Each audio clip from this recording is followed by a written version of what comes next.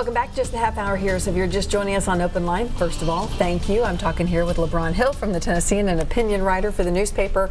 And we're talking about youth homelessness. It is something you have written about of recent and also something you have experienced in your life.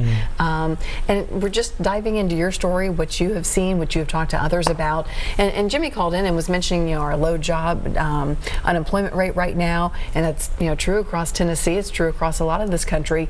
But something that makes Davidson County particularly unique is that while the unemployment rate is low, you can have a job and still be homeless just because there's such a disparity in wages and the affordable housing crisis, both things which are very real. Yeah, I mean, Tennessee, we have one of the lowest minimum wages here, and that definitely does a lot. Does a lot against people, who are trying to who want a full-time job. It's funny. I was thinking back to times when I was working just a normal job somewhere, and it was so hard for me sometimes to come up with that, because sometimes you can barely make ends meet. So I think that with our low minimum wage, I think that also has a big issue. Especially with rent, I think a lot of places, like a 2-bedroom home costs around $1,400, just for rent alone. Yep. It's especially in Nashville being the way it is, and as good as that is, it's also it brings a lot of struggle to a lot of people. I mean, I mentioned how I worked 3 jobs. I know people who I know back when I worked at a restaurant before I got my job at the Tennessean. A lot of people was work. They would come. They would go. They would come to work and then they would go to the next job. Or they were coming from their other job. So I think that it's interesting for people to I think it's interesting to see where we're at now in our city, where there are jobs. There's a lot of business going on right now, but there also is a lot of there's too much, I think, separation of that of having a lot of jobs but not having enough money for it. Right. Let's go to the phone lines. We have David on the line. David, thanks for calling in tonight. You're on the air, David. Go ahead. Oh, okay. Thank you. You're welcome. I thought you were talking to somebody else. No, sir. You're up. Okay. Yes. Youth homelessness is a problem, but the whole homeless thing is a problem in this city. I'm a veteran. I've just discovered that I've got cancer. I've been in the hospital most of the summer. We're all a paycheck away from losing our homes and being on the street or whatever it is. I get that. I've talked to social workers, and they want to try to help me if I got in this situation, which I was really worried about it. Because I'm not working. I'm getting short-term disability right now. Excuse me. And he wanted to talk to me about what the VA could do for me.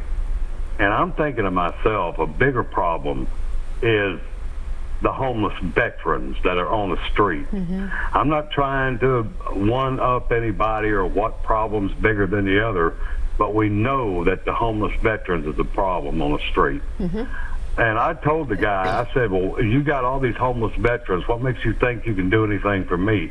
I don't want to wind up at the mission. I don't want to wind up on the street or at the room at the inn, whatever it is. I don't want to deal with all that. I'm 60 years old and I need to have my own place. Right. Why can't businesses? I mean, Nashville is money. This whole city is nothing but money. And you got stars and country people and businesses that are multi-billionaires and millionaires.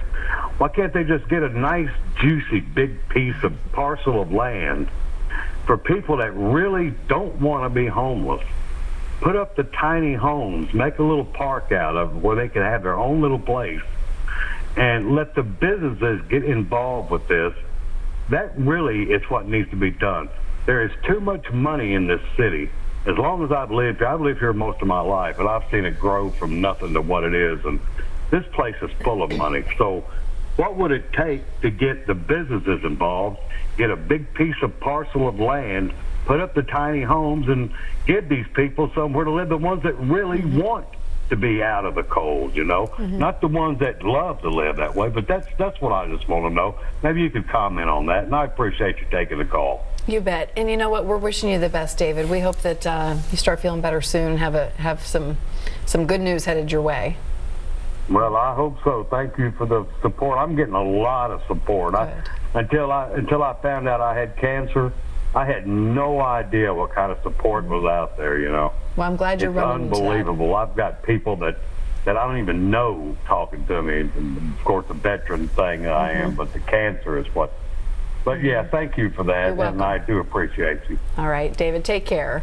You know, David brings up a point. With all the money in this town, we could solve this problem real quick. Yeah. Unfortunately, it just doesn't happen. Yeah, I mean, there's a lot of money, but I mean, the question that David, I would bring to David is, where is it going? You know, I think it's important to know like where the money is going to, where it's headed. I think that, we have a lot of as you mentioned, there's a lot of entertainment business, a lot of things going in, downtown. But I mean, with those jobs, I mean, how much of those jobs, as we talked about before, I mean, how much money is actually going to places that need it? I think that, the grant that was received that was received at the Oasis Center for Youth Homelessness, as much as that was necessary, it still, I felt like, and as I wrote in the column, was that it was a little bit too too late in terms of. I mean, it will help, but I think it's we're just now starting to get this issue going. I think and it's a good thing that we're able to. It's a good thing that we're able to have this business or this boom in Nashville, to where we are finally being able to talk about these issues. The disparity within with like the haves and have-nots. So I think it's a good thing that we are experiencing this success in our city, so that we can hone in on what the problems are. Yeah. Let's go back to the lines. We have Joe on the line. Hi, Joe. Thanks for your patience tonight. Go ahead.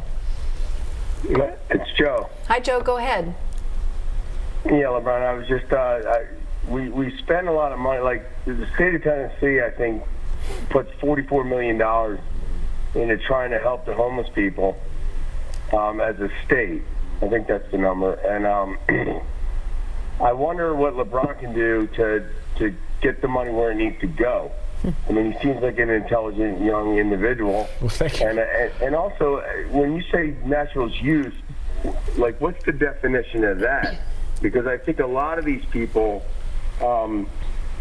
if you say youth is 16 or 18, or where do you end what's the definition of youth?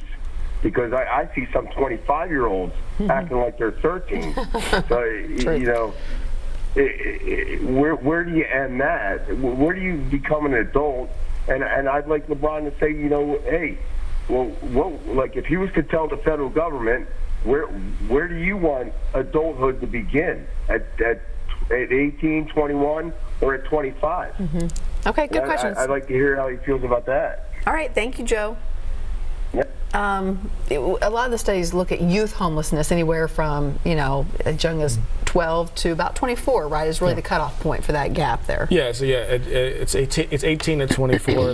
Whenever I was an unaccompanied youth, it's 18 to 24.